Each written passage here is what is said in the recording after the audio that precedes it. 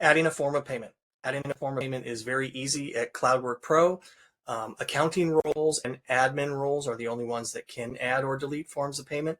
But in order to add one, what you're going to do is you're going to select your icon in the upper right-hand corner and then navigate to My Company.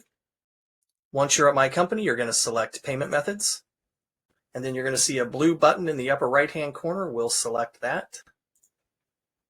And now you have two choices. You can either enter a credit card by simply entering the information here and create payment method, or you can choose to enter a US bank account for ACH.